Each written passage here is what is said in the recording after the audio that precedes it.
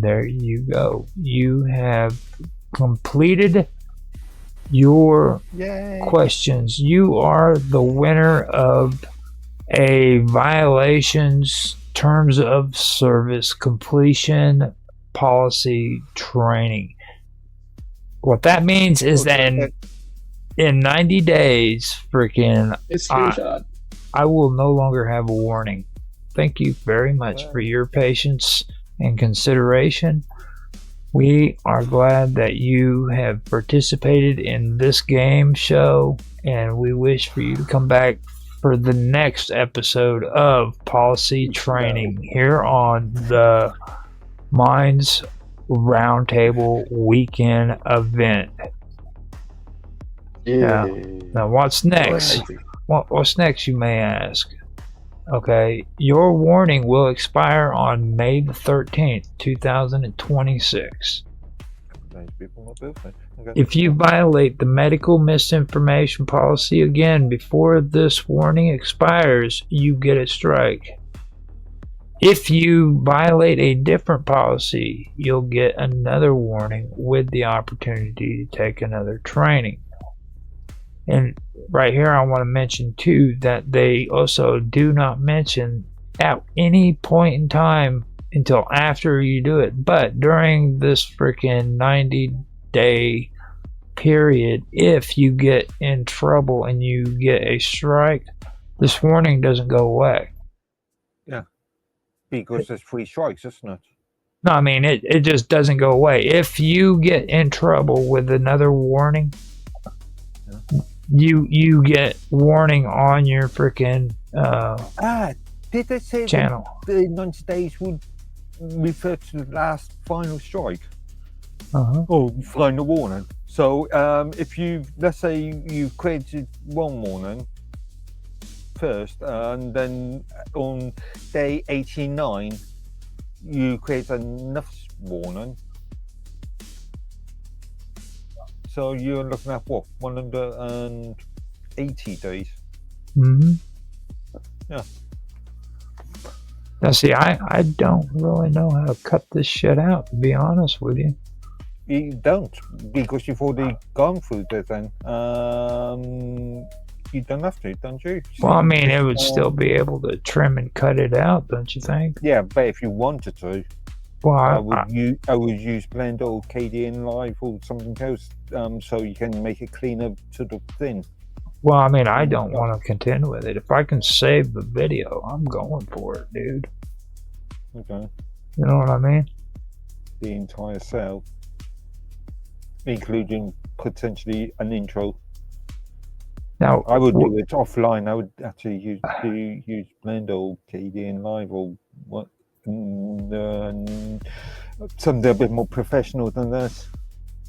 Yeah. A bit more functional than this. Okay.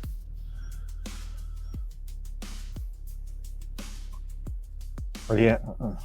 Let me see what happens here.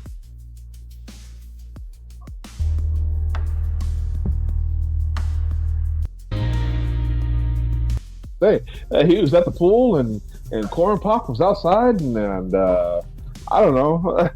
He thought he was recruited, don't forget the white wine. We're developing gourmet and a little bit of white wine. I laughed when I heard that the first time so hard. Yeah. There we go. That'll work. Corn Pop. You will get tired of my projectile. No, I wouldn't. And his hair. Yeah, I mean that's kind of generic. That's something about freaking I've never been really cool with the whole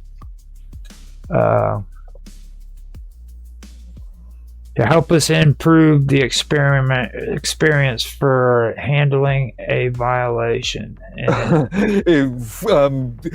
thank you for answering that question. Do you want to do another questionnaire about the previous questionnaire? yeah. Yeah. Fucking bastards. I swear to God, I bastards. I'm sorry, Dan. I don't don't mean to do that. Watch it, buddy. You might get another strike on YouTube there. Well, I'm pretty sure that we're going to get a strike from what we just did, but no, we've done it for educational and for educational purpose only. Yeah. You mentioned that at the outset. well, you need you need to understand that Disclaimer, man. we're freaking minds people. Okay, what we think is generally not the way freaking YouTube thinks.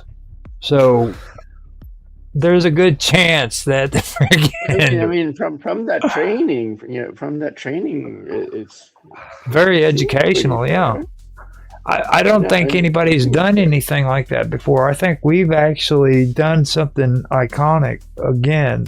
Like we You mean like what do you call it? nobody Innovative. Yeah, like how many people have you seen that's actually gone through step by step on the freaking violation thing? I don't. They don't want to watch. They don't want to watch the paint dry. Well, I mean, That was painful. we did it as a freaking game show too, so I think that's going to hit it big. We're gonna get so many views. We're gonna be freaking superstars, guys. You're gonna be filthy rich in a month. That's right. They're gonna hit us up with contracts and stuff. They're gonna be like, "Man, you guys are cool." Commercial. Yeah, I'm not going to do any NordVPN Commercial deal. promotions or Shadow Raid Legend promotions. Just whoever. Now, we didn't get very much time with Tan in here, and we spent a lot more time on that than what I thought we would. We did almost 2 straight hours just on that, which I'm cool with. Okay, but I know on you training. yeah, I am streaming. Now, on here, I want to kind of get into some of the stuff before a half an hour is up. Okay. That I had for a talking point, because this is good stuff that you guys were bringing up in the last one. There was something that you guys had gotten into when it comes to like religion and stuff that was interesting. And Tan, I'm glad you're here because, well, I'm going to skip one of the topics because Otto brought it up. Not unless you want to say something about it, you guys. But Harold Bloom. You guys want to discuss Harold Bloom? I've not seen anything about that. What? Who? Who he is?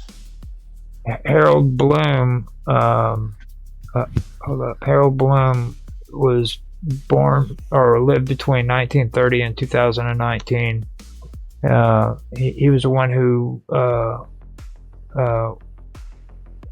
Well, first of all, he was a titan in American literary criticism and a sterling professor of humanities at Yale University.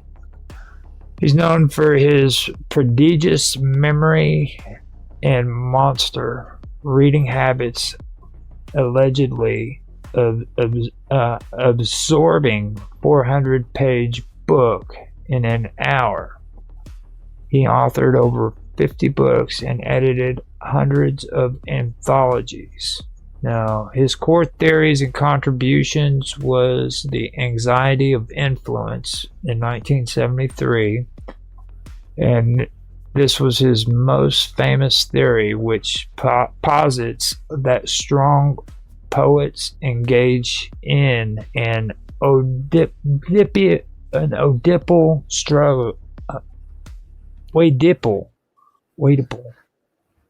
Struggle with their persecutors. What are you reading from? Are you showing that on your stream? Is this the thing that Otto? Yeah, he was talking about in your MS Teams communities. No, he did this last week when I was going through and editing. Now he argues, this guy Harold Bloom argues that writers must perform a creative misreading, a Kleineman of their predecessors to find their own original voice. Now, he also came up with the Western Canon in 1994, and that was a monumental and controversial survey of 26 sublime authors, including Shakespeare, Dante, and Cervantes. He vehemently defended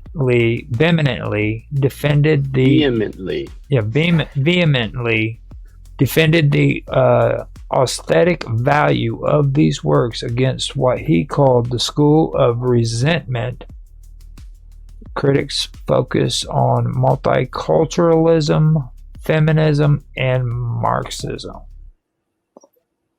He then went on to talk about Shakespearean centrality, where he viewed William Shakespeare as the center of the Western canon, famously claiming in Shakespeare the invention of the human in 1998. That Shakespeare essentially invented the modern concept of human personality. Now, I would have to read these books just to see the entire argument. So, his religious criticism, a self-described Jewish Gnostic, Bloom wrote extensively on religion, notably in the Book of J, which was written in 1990, where he speculated that the earliest parts of the Bible were written by a woman. So again, without being able to review his material, which how many books did you mention there? 3, 4? Now, his key works and his legacy was The Anxiety of Influence, which was written in 1973, the Western Canon, which was written in 1994, then Shakespeare, The Invention of the Human in 1998, and How to Read and Why in 2000. Possessed by Memory in 2019, published shortly after that was published shortly after his death. Now, despite his acclaim, Bloom was a polarized figure. He faced criticism for his narrow focus on the great white male canon and was the subject of sexual harassment allegations by author Naomi Wolf regarding an incident in 1983 which he denied. So, you guys have any thoughts on that? Naomi would actually just ring a bell. I can't remember what more, but nevertheless. Again, without reading his material, can't really make a judgment on any of his arguments. Okay. So after that, I wanted to go over and do a follow-up on Chesterton because you guys had mentioned him before, and new things were found out here recently from, I believe it was you, Tan. You're the one that came up with it, right? About his canonization? Yeah, the canonization. Now, the Catholics hasn't made a final decision against G.K. Chesterton ever becoming a saint, but in August of 2019, the local bishop responsible for his case decided not to open a formal cause for his canonization. It's been stalled, so no chance there. But you should be able to answer this. What is the formal procedure of canonization? Well, it's a 2-stage. The first stage is beatification, and it's what they were proposing for Chesterton.